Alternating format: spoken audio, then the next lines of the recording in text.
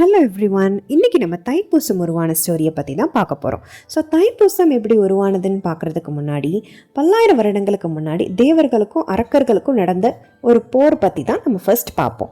So 10,000 வருடங்களுக்கு முன்னாடி 3 அரக்கர்கள் இருக்காங்க. இந்த 3 பேருமே பிரதர்ஸ். யார்னா சூரபத்மன், தரகாசுரன் அண்ட் சிம்ஹமோகன்.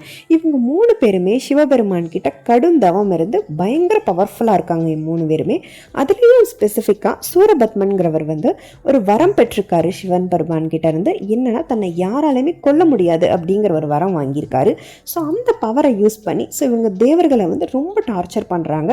ஸோ இவங்களோட டார்ச்சர் தாங்க முடியாமல் தேவர்கள் எல்லாருமே லார்ட் சிவா கிட்ட வராங்க, சிவபெருமான் கிட்ட வராங்க. எதுக்குன்னா தன்னோட பாதுகாப்புக்காக, ஒரு ப்ரொடெக்ஷனுக்காக அவர்கிட்ட வராங்க.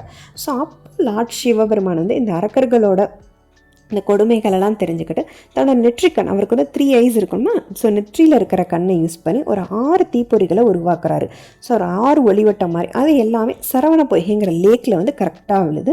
ஸோ அந்த 6 ஒளிவட்டமுமே ஒரு 6 அழகான குழந்தைகளாக மாறுறாங்க. ஸோ அந்த 6 குழந்தைகளையுமே கார்த்திகை பெண்கள் தான் வளர்க்குறாங்க. ஸோ லேட்டர் சிவபெருமானோட மனைவியான பார்வதி தேவி இருக்காங்க இல்லையா, ஸோ அவங்க இந்த 6 குழந்தைகளையுமே கட்டி அணைச்சு ஒரே குழந்தையாக மாற்றுறாங்க. ஸோ அந்த ஒரு குழந்தைக்கு 6 தலையும் 12 கைகளும் இருக்கிற. ஸோ இப்படி தான் லார்ட் முருகர் இந்த உலகத்துக்கு தோன்றாரு. ஸோ முருகன் வளர வளர அவர் தான் தேவர்களோட ஆர்மிக்கு ஜென்ரலாக வர்றாரு.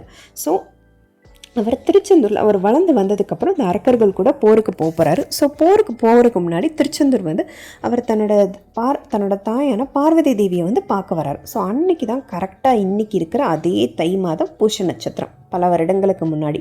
ஸோ அன்னைக்கு அதுவும் இல்லாமல் நிறைஞ்ச பௌர்ணமி. ஸோ அன்னைக்கு தான் பார்வதி தேவி முருகர்கிட்ட வேல் கையில் கொடுக்குறாங்க. அந்த வேல் ஜஸ்ட் ஒரு ஆயுதம் மட்டும் இல்லை, அது பார்வதி தேவி தன்னோட சக்தி, அவங்களோட நாலேஜ் எல்லாத்தையுமே சேர்த்து ஒன்றா உருவாக்குனது தான் அந்த வேல். ஸோ இந்த நாள், அதாவது முருகர்கிட்ட பார்வதி தேவி அம்மா வேல் கொடுத்த நாளை தான் நம்ம எல்லோரும் தைப்பூசம் அப்படின்னு சொல்லி கொண்டாடுறோம். ஸோ அந்த வேலோட முருகர் போய் சூரபத்மனை போருக்கு போகிறாரு. ஸோ அங்கே போய் என்னென்னா அந்த அரக்கருக்கு அதிக பவர் இருக்கிறதுனால தன்னோட உருவங்களை மாற்றி மாற்றி அமைச்சிக்கிறாரு இந்த சூரபத்மன் தன்னோட உருவத்தை ஒரு ஜெயின், ஒரு பெரிய மாமரமாக மாற்றிக்கிறாரு. ஸோ இதை தெரிஞ்சுக்கிட்ட முருகர் வேல் தூக்கி எறிகிறாரு. அப்போ அந்த மரம் 2ஆக பிளக்குது. ஸோ அவர் இறக்குறதுக்கு பதிலாக அந்த அரக்கர் முருகர்கிட்ட தன்னோட தப்பை உணர்ந்து சாரி கேட்குறாரு. ஸோ முருகர் இருக்கிறதுலே கருணையின் மறு உருவம் இல்லையா. ஸோ அதனால் அவர் 2 பாகத்தையுமே, ஒரு ஹாஃபை பீகாக் தன்னோட வாகனமாக மாற்றிக்கிட்டாரு. அண்ட் அதர் ஹாஃபை நம்ம பார்த்துருப்போம், சேவல் சின்னம் இருக்கும், நம்ம முருகரோட ஃப்ளாகில் சேவல் சின்னம் இருக்கும். ஸோ ஒன்றை சேவலாக மாற்றிக்கிட்டாரு. ஸோ இப்போவே உங்களுக்கு புரிஞ்சிருக்கும், இதனால தான் முருகரை எல்லா கோயில்லையுமே கருணை கடலை கந்தா போற்றி அப்படின்னு சொல்லி சொல்கிறாங்க. ஸோ இதனால தான் மக்கள் எல்லாருமே ஒரு அரக்கருக்கே முருகர் தன்னோட அவரோட வாழ்க்கையை மாற்றி இவர் அழகான ஒரு வாழ்க்கை தரும்போது மக்களுக்கும் தன்னோட கஷ்டங்களெல்லாம் புரிஞ்சு முருகர் மாற்றி கொடுப்பார் அப்படின்னு சொல்லி மனதார நம்புகிறாங்க.